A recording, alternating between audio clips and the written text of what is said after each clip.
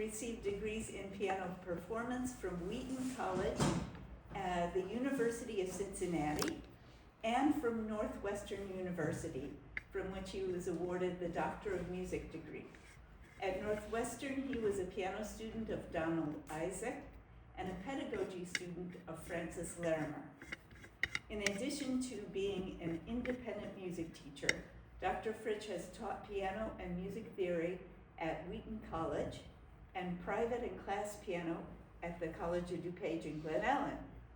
He has given presentations on the piano music of Clementi, MacDowell, Mozart, and Griffes for numerous local associations of ISMTA, and is past president of West Suburban Music Teachers Association. I believe, Michael, you are also a church organist, Is that correct? Yep. And I met him first because he was recommended as a judge for Junior Festival, and he is a fine adjudicator. So, welcome, Michael. Thank you.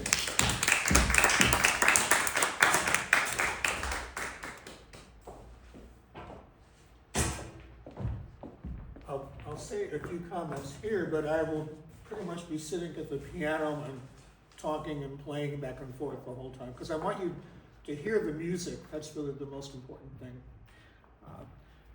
Okay, so I'm not going to do a lot of biography because it's only 60 minutes, and if I get too wrapped up in things, then you don't get to hear enough music. But I'll just say briefly, and I have to remember when he lived to be 35 and he died in 1920.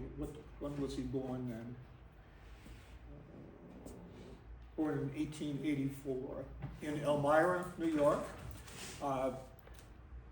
He studied with a local teacher who also taught at the college there, Selina Mae Broughton, and she fostered his career the whole time.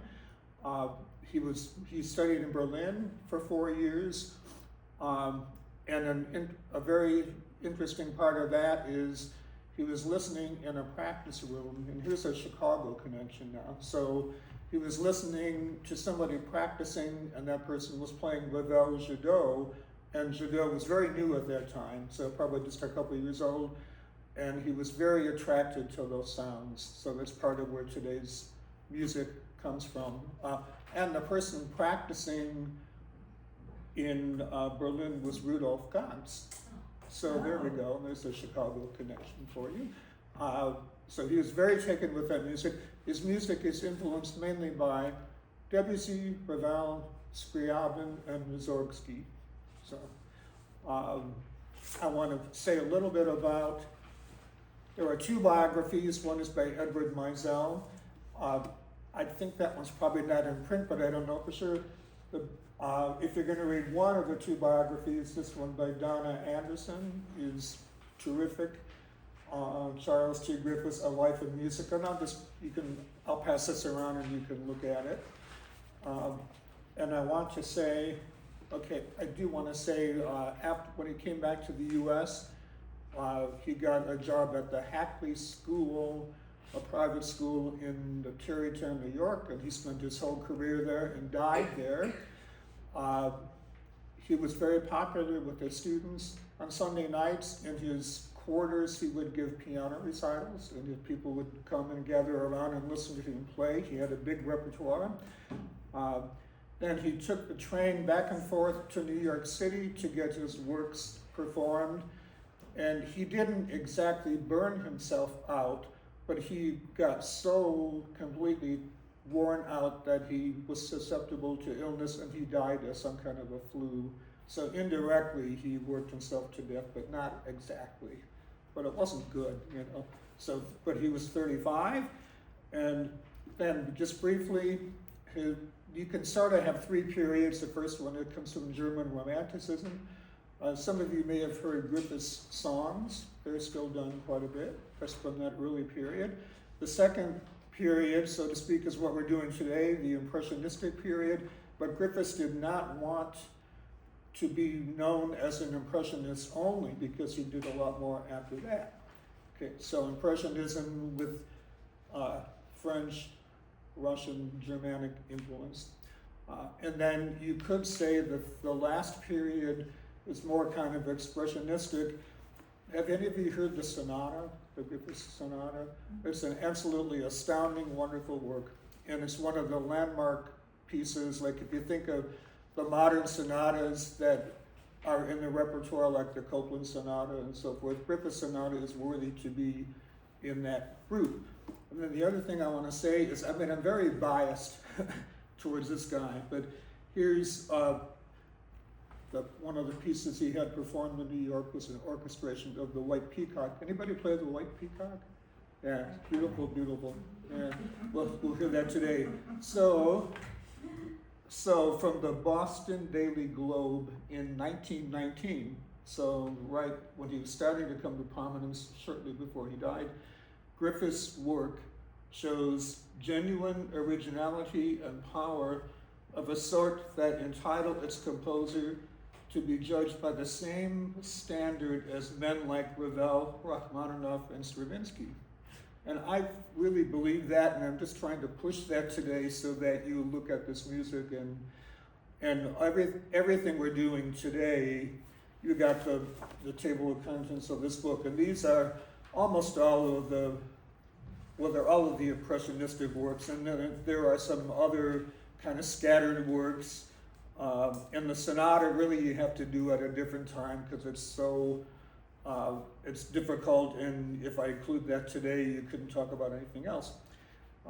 And really, any of the pieces in the Impressionistic period could be handled by upper-level AIM students if you were interested in that. And there's one in particular I'm going to play at the end, the Scherzo, that I think is an absolutely great piece that a couple of the teachers from West Suburban have used for their upper-level students.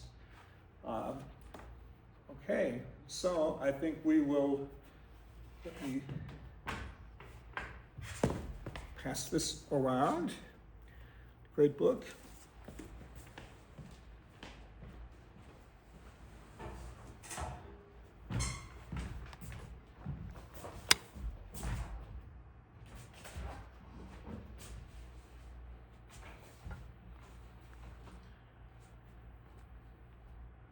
See if this works. Ta-da! Okay. Thanks to Cynthia for being my technical person. So we've got the three-tone pictures, Opus 5. At least one of these is on AIM, I'm not sure which one, maybe the Lake at Evening, but just very briefly, there are poetic associations to this music, but it is not a consistent thing like sometimes he found the poetry after he wrote the music to help the listener know how to play it. Sometimes it was influenced by the poem and then he wrote the music, but there isn't a complete consistency about that. But he was a very literary guy.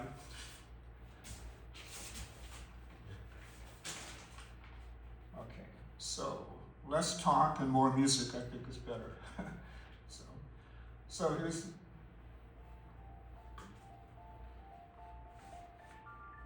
the first page of the Lake at Evening.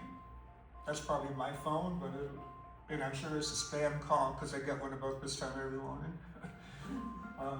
So the Lake at Evening. So there are really only two categories on this stylistic page here. There should be an underline after tonal resources and then an underline after rhythm. So you can see at the beginning there the pedal, and there are many pedal tones in Griffes, and this one goes all the way through except for about 3 measures.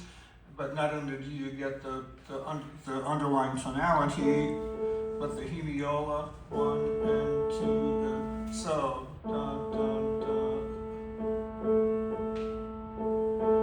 It just automatically becomes like a hemiola because it's 3 groups in the space of 2 measures, so it's all the way through like that. Okay, so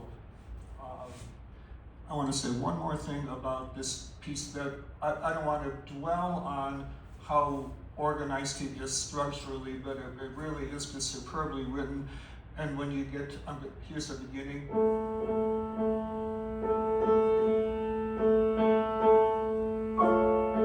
In the middle you get that F.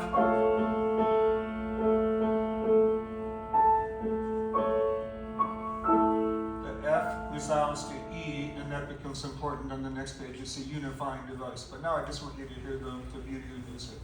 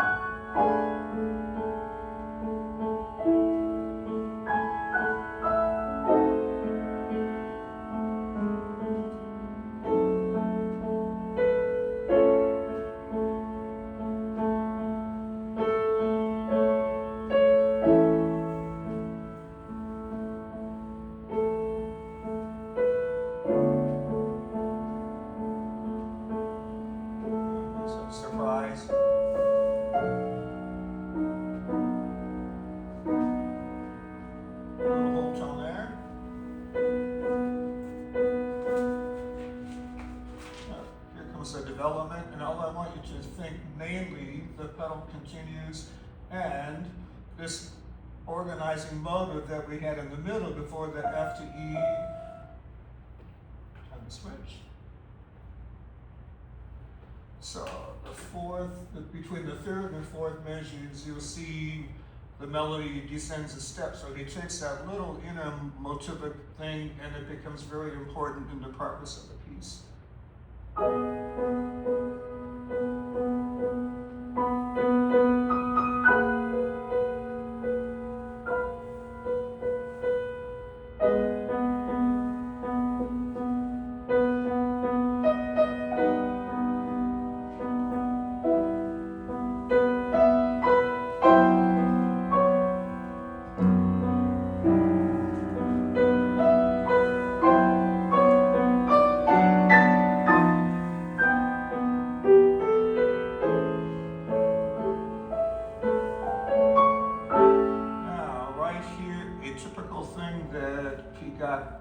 From Scriabin and maybe from others too, but here you have an A7 on the third score there, second measure, and then the next is a D sharp 7. So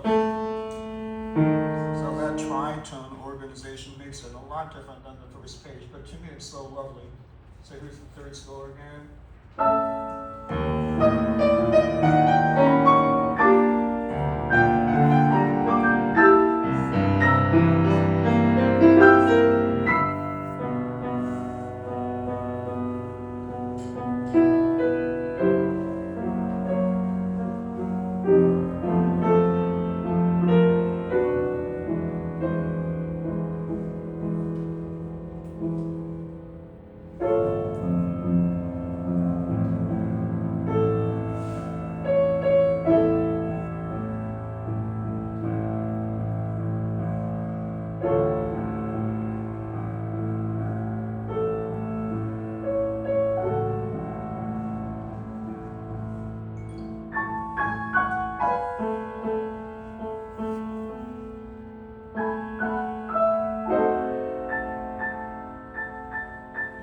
Inverted pedal here.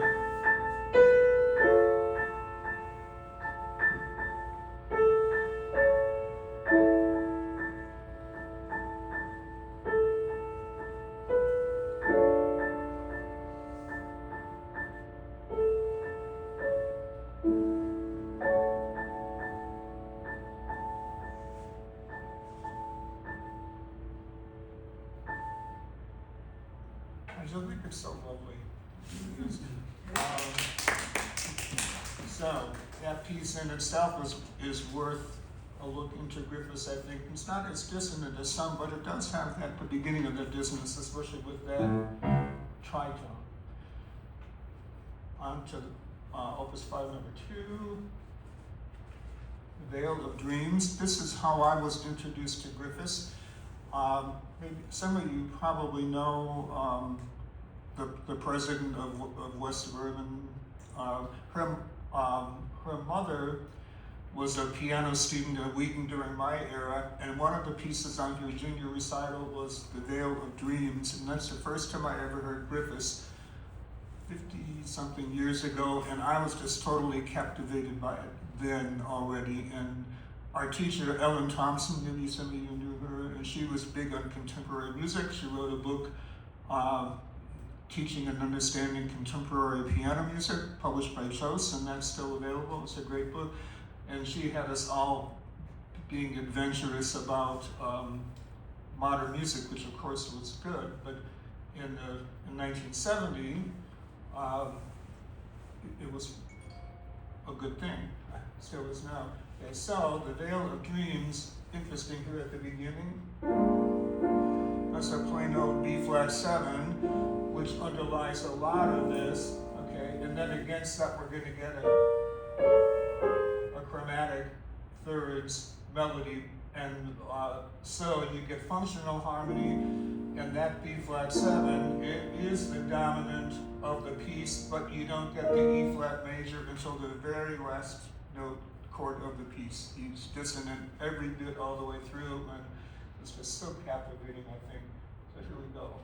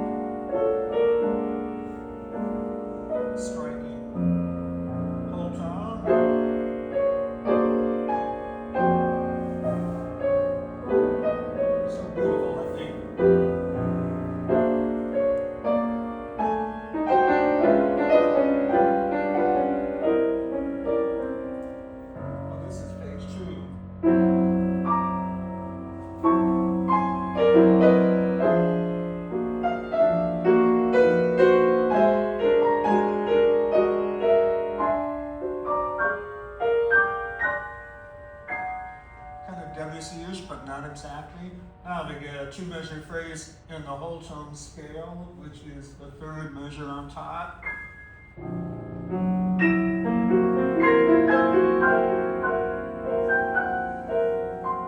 B-flat still undergirds it.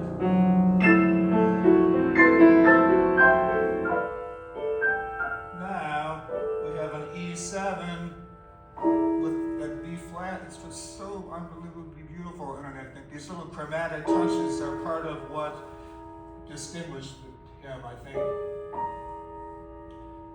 The third score, third measure.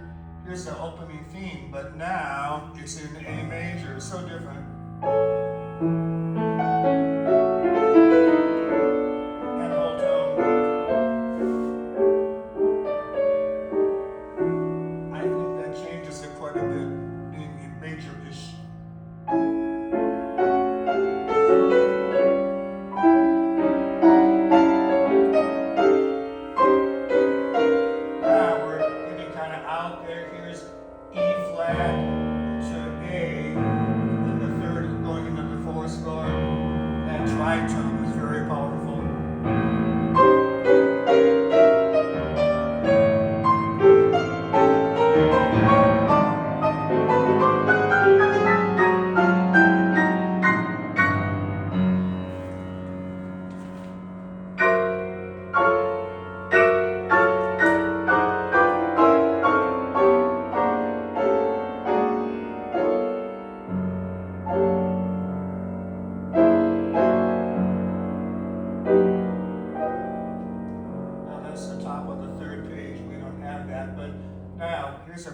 Technique. I tell you, it took me a long time to remember what goes on here, and I just kept on telling myself the right hand was, it's actually a D7 with a chromatic tone, so it is a which makes it fit totally into the whole tone scale, but it's still a D7 with whole tone elements. Then augmented, up a half step, augmented, inversion of the augmented G major, augmented, augmented, augmented, seventh chord with an augmented note, B flat 7 with a raised fifth. I make myself say all of that, and as I'm able to tell myself the chords in both hands at the same time as I play. So left hand is augmented, seventh chord, second inversion major, diminished, diminished, diminished. I play it until I can recite that step to myself, because otherwise I'm going to miss it. But it's a little unusual, but to me, he doesn't do anything that isn't absolutely integral and necessary in the music. Now, we're back to we had at the beginning. Now we get an arpeggiation, and it's a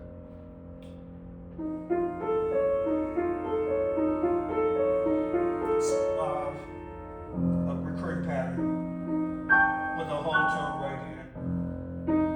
So here I have an F7, but here I have that one note, and it turns it into whole tone, but it still functions as an F7. I think it's creative.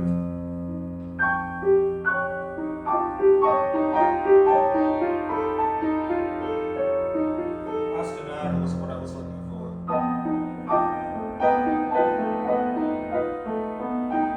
Now, change a couple notes in that whole tone, and I have a B flat 7, but it's so natural.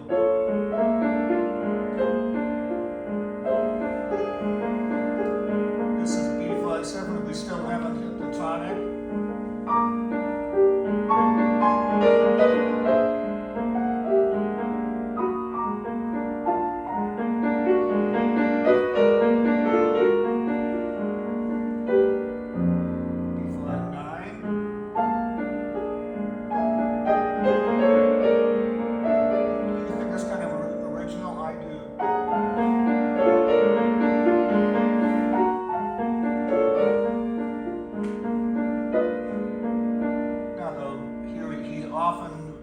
Energizes his accompaniment patterns, and now we're in sixes.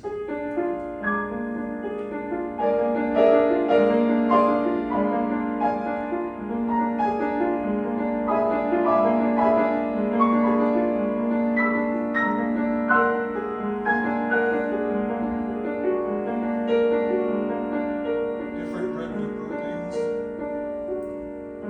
Oh, we've got 3 measures to resolve the whole thing. There's the fifth of the chord. These are going down chromatically.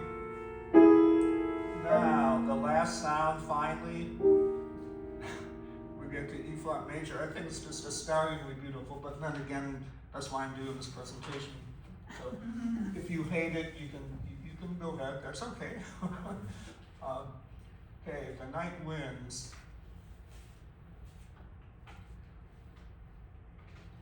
So, we do have the first page of the night winds.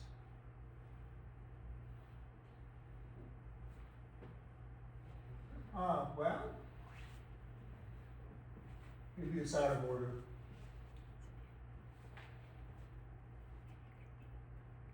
There was a page of the night winds, that's all right. Not sure where it went to.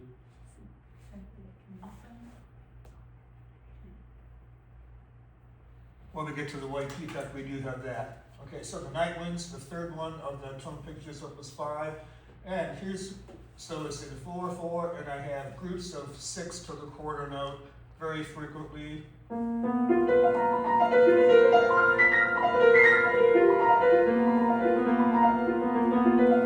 loves to have one chromatic tone, and it changes the whole thing. So listen to that beginning if I took out B flat to C flat.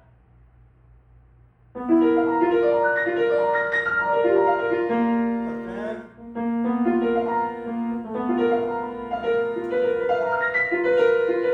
really just strikingly changes it. And I just keep on listening. I learned, your teachers always tells you listen, but you really do have to listen to everything you do, and I just have listened so hard to get the sounds to be right.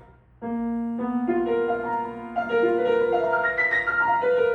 of shrieky, but it really is like the night winds.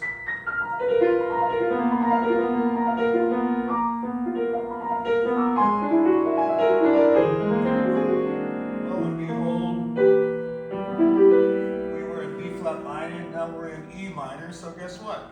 B flat to E is a tritone, right? But now we're in E minor. But we have the triad with a whole tone scale with it. He knows how to combine things his own way.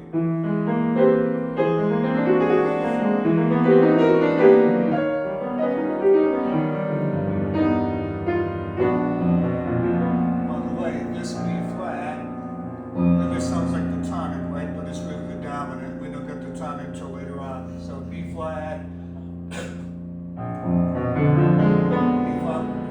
lower ninth.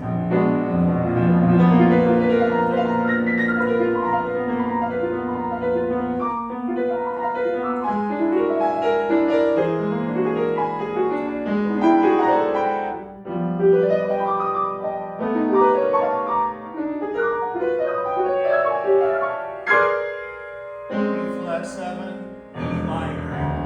B flat 7, E minor. So it's like a trademark almost. Now, right hand is whole tone, left hand's A major.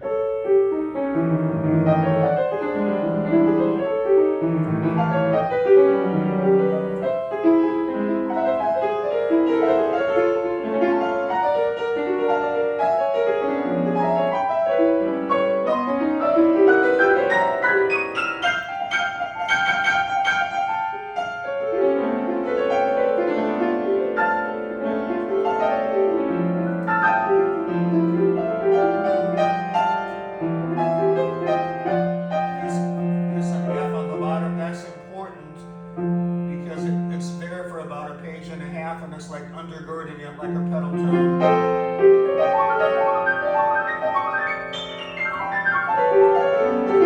F is still there, and then with the F is an E flat 7. Who would know that? But those notes with the E flat 7, 2 of those are going to be part of E flat minor, and that's going to be the tonic. But it's so well done.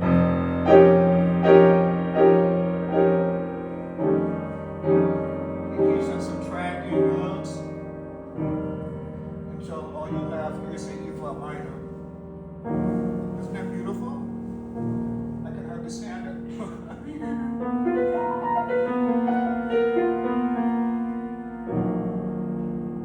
So now we see that this beginning is really the dominant.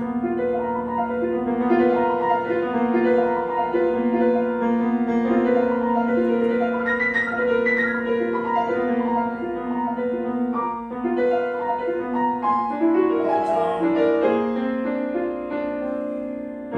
E flat minor, E minor,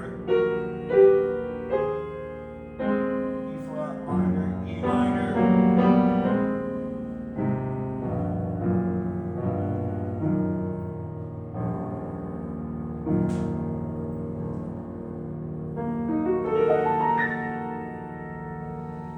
To me, it's really pretty playable for a good,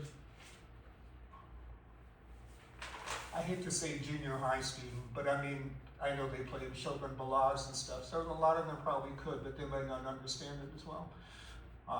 But certainly high school students could, and you all could.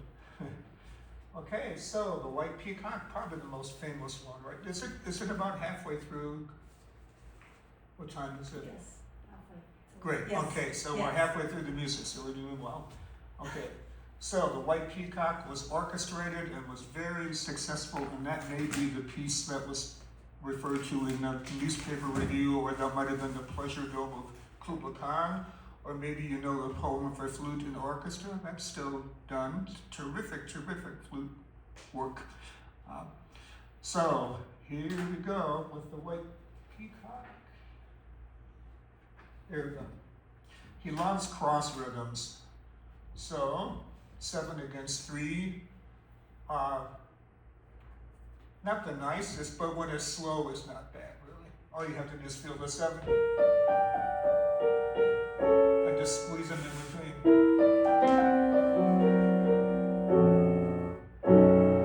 It's just so lovely. Now, he always goes back to tonality, even though he departs from it. So if the tonality wasn't there, the piece wouldn't be the same meaning at all. So he never leaves tonality, he just stretches it. So at the beginning, fill in those intervals in the left hand, and there's a whole tone scale. In the right hand, it is F sharp, A sharp, C double sharp, an augmented triad, but that means it's all whole tone until the third to the fourth note is a half step. What's that doing there? If it weren't there, it wouldn't be the same piece. This is the dominant ninth. This is B9 and we're in E.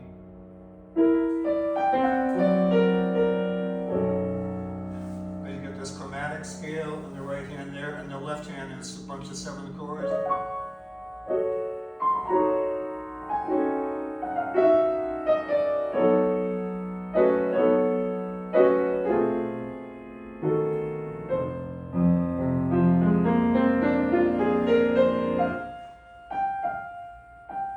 Dominant ninth again. Now, the third score, at the end of that first measure, it's a B7 and a D sharp 7. Okay, a lot of polytonality. Now we're in the tonic E. There's a pedal tones in the left hand.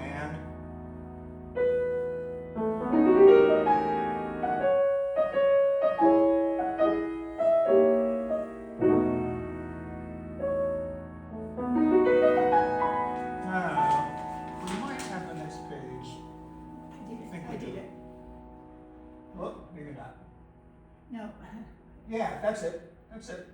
That's the next page. Okay, so look here we are now. Key of C, but it's so gorgeous. I mean, the key of C isn't always gorgeous, but it is here.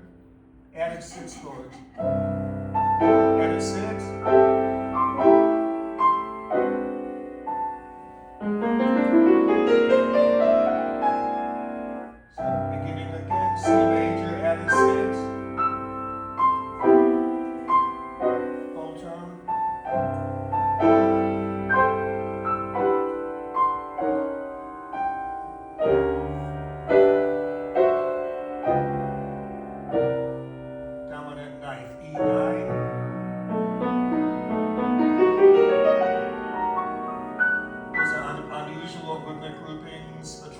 Second score, a triplet or triplet, 4 equals, 5 equals, 5 equals. At the top of the first score, I promised I'd do some practice techniques in there for teaching, but the last measure there. So in this kind of, I keep on wanting to listen to the sound, so I start, sometimes I just play the outside notes and I tell myself, major ninth, up a half step, major ninth, octave, minor ninth, whatever that is. Then I might do the top 3 notes, E flat major, so to speak, E minor. Then I get to the 3rd beat and I tell myself I have a whole step on the top, E to F sharp. I keep on telling myself what's in the chord, and I just want to hear it. If you label it, I think you can hear it better. That's what I think. Here it is again. You're free to disagree.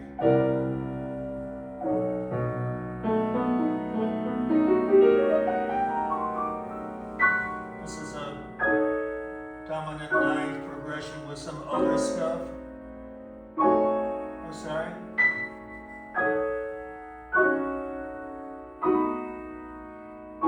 This is an E half diminished 7th, B flat major, right hand, left hand, E flat 7. It's kind of polytonal. that's a B9. Now I love the third score. I just love it.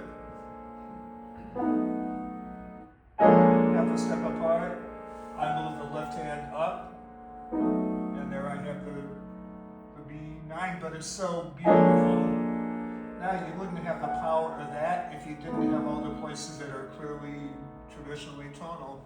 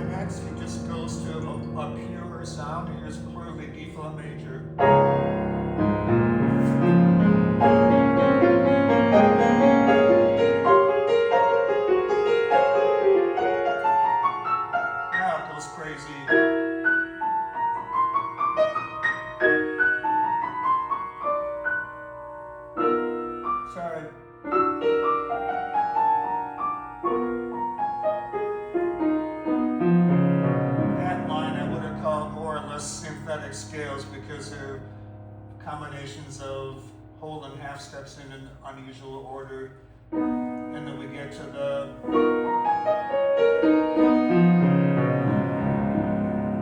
now a whole section of listen to this A major with it's so beautiful. Now you get a whole page of with more or less bitonal.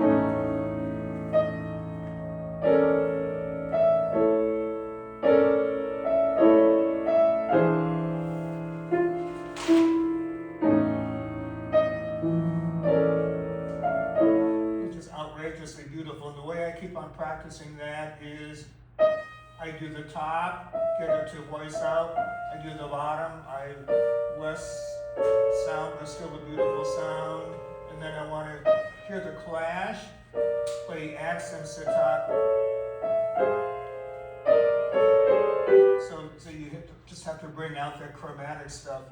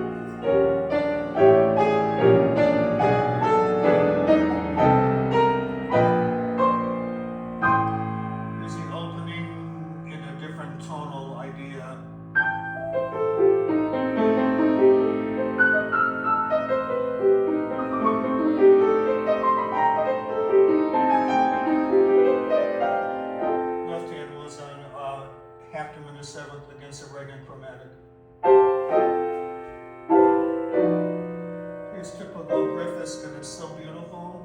Now, instead of, again, it's really B minor, except you get a D sharp, and the rest of it's B minor. That clash is just so lovely. Left hand, half step clash.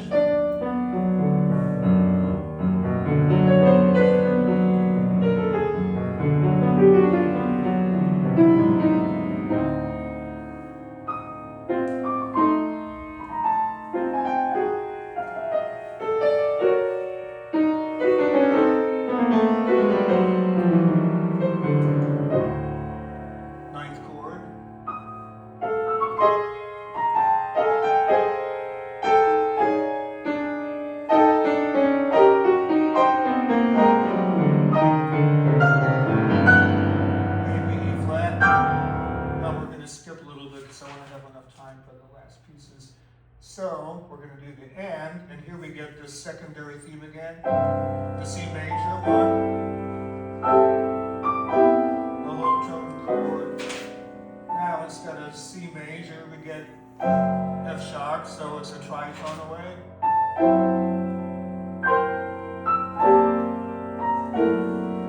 Here's the tonic, E major.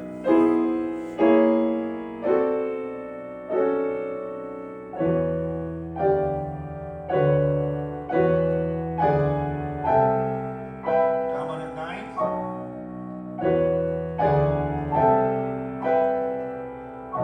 This is dominant. Now, if this is an F sharp whole tone scale, sort of like from the beginning, so that's really like a fifth above B. Fifth above B, resolving down.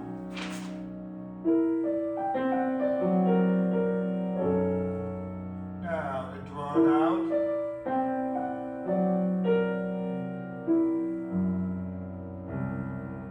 Ending on the F sharp. So you're ending on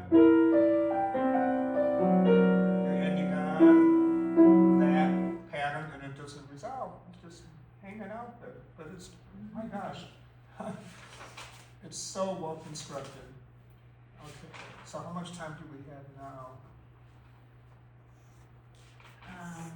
About 15 minutes. Okay. We'll do a little bit of, in your table of contents, the fountain of the aqua paola is, I think we have a page of this.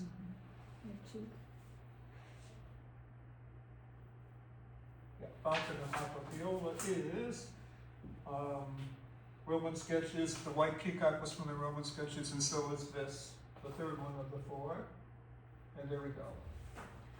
So here again, we're going to alternate between very tonal passages and less so. We are very stably in D flat, but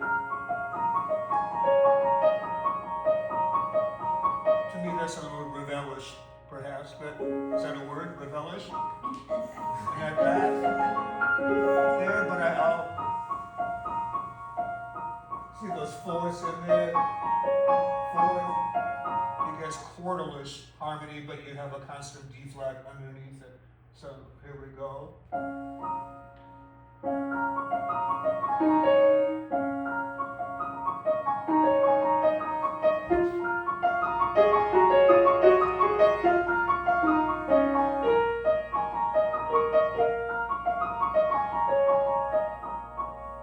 Okay, now we're going to switch. I don't know if there's another page in this. Yeah, there should I think there is. Okay, so we are going to start on the second score, and now that was pretty clearly in D flat. Now we're starting in B flat minor, but the chromaticism is just startling on the second score, last two measures.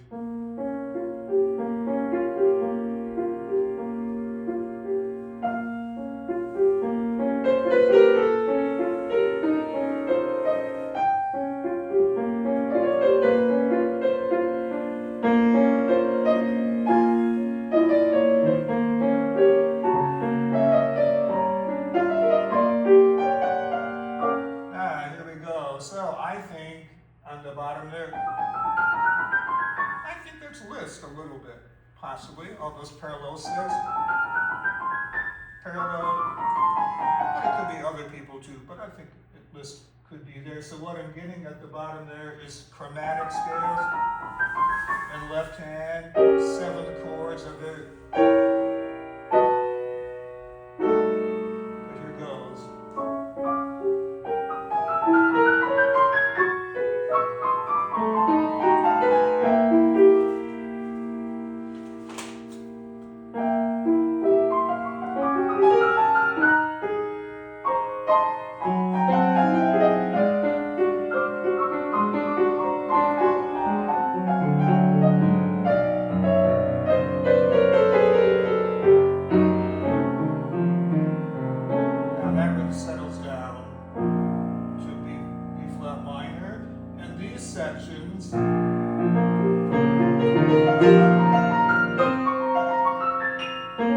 Are clearly tonal further, and I'm just going to play a little bit. After that clearly tonal section, I'm going to get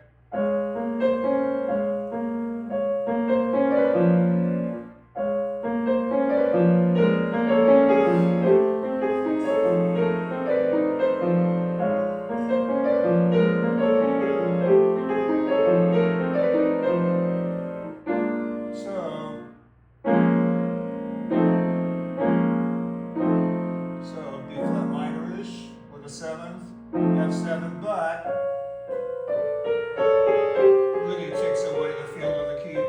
Now, then he's got left hand 16th notes, right hand is the second part is triplets, the top part is a triplet in twice the length, so the top is triplet, so you get two triplets at once and left hand 16ths. That would call it a polyrhythm, I think.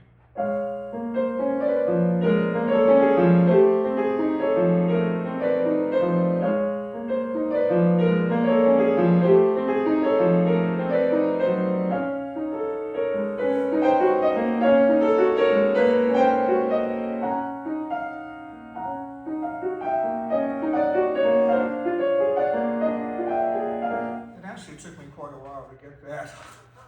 But it's so beautiful. And so, as your student plays that,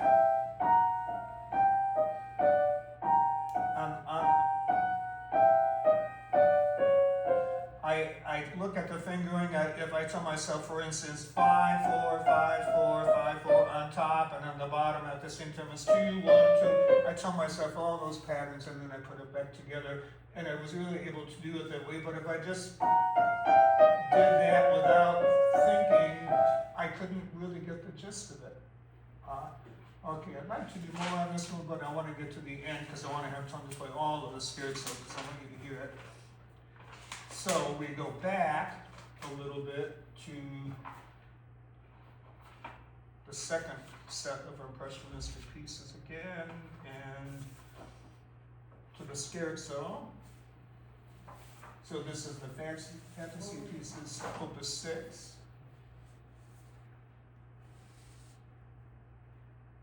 Here we go. So, absolutely terrific piece, and a couple of the teachers I told you from West Suburban have had their students play this. It's really gutsy. It's a powerhouse piece, but not quite as hard as like the Chopin scherzos, but still a handful. So if you have somebody who doesn't quite want to do a Chopin scherzo but wants to do a big piece, this would be, but still elaborate. This is a good one. Let's turn to the right page. So the marking is Vivace e Fantastico, and it is fantastic, exotic, foreign, alien, thrill. It's just so thrilling, and you have this ostinato.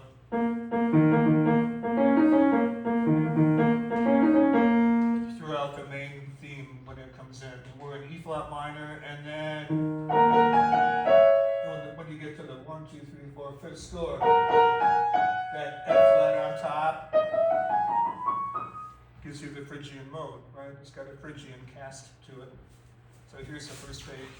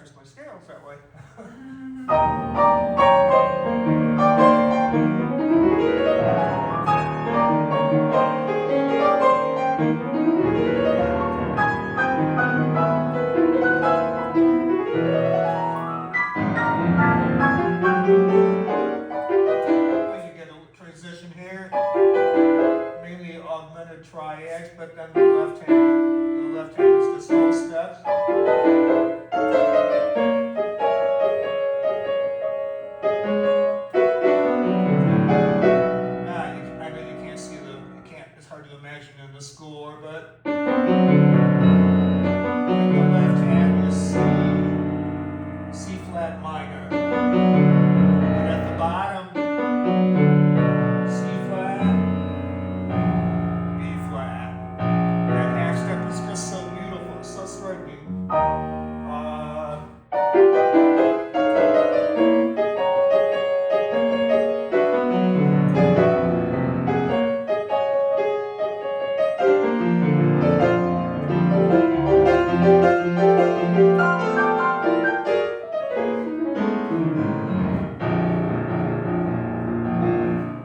Crashing, but not that hard. Now, more contrasting section, warm chords. A little Debussy-ish.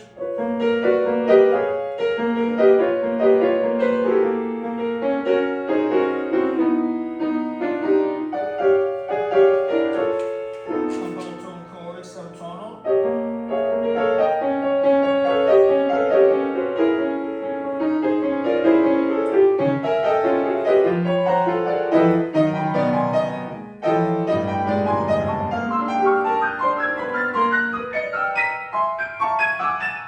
Now, I really do know that, and it's mainly half the minor sevenths and augmented triads, and I just made myself label the chords a million times. So augmented triad expands outward to a half diminished seventh, up a half step, up a minor third, the same chord. I tell myself what it all is, and then I make myself go faster and I play by feel, and I see where it goes, and I think a person just can't wing it and play it a million times. You have to keep on telling yourself something significant about what it feels like.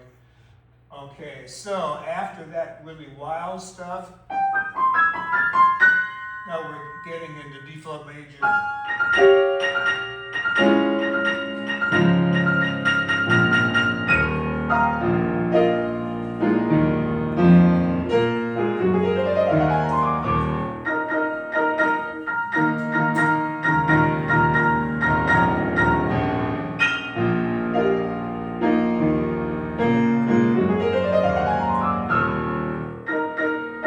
So powerful, but not really that hard compared to, it's not as intricate in the same way as the Chopin scarces, but it's still big and demanding. Now the next section, G flat major. Debussy-ish. Left hand, pedal tones. Ostinato, I guess.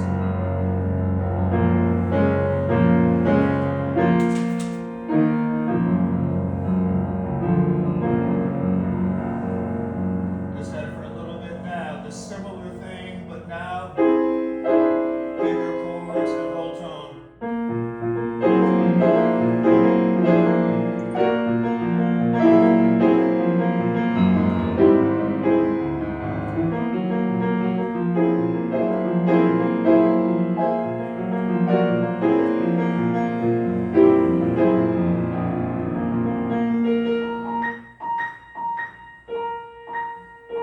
There's a layered texture. Left the middle has the chords that are fairly traditional, pedal octaves, and then the bottom fifth,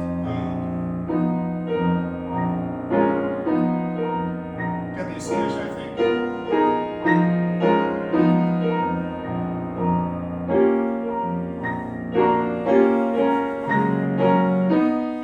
But to me, a little bit late romantic Russian too.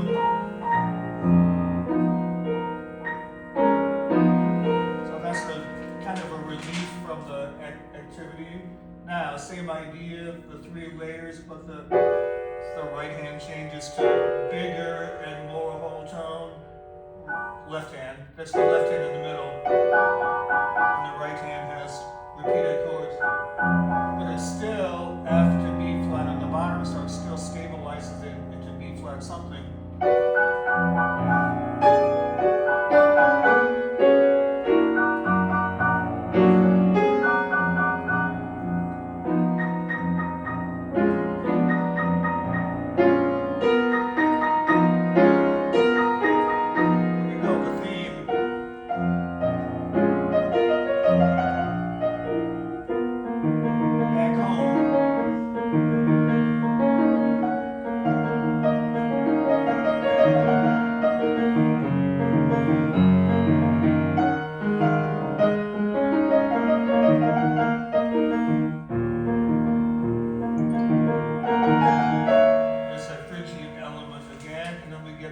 theme, a very grand major theme, and now I'm going to play the last couple pages.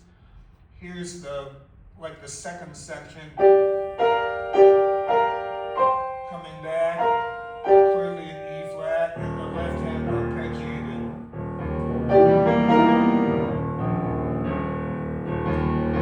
I'm sorry.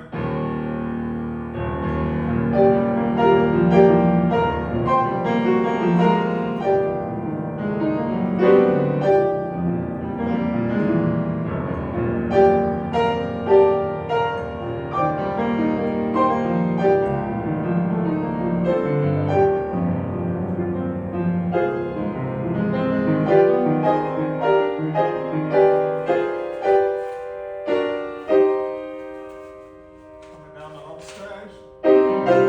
Viola, viola, D flat, major.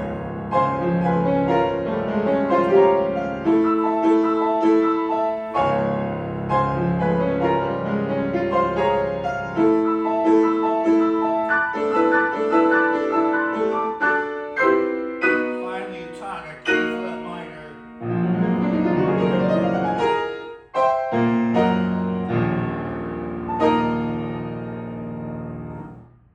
Isn't that a powerhouse piece?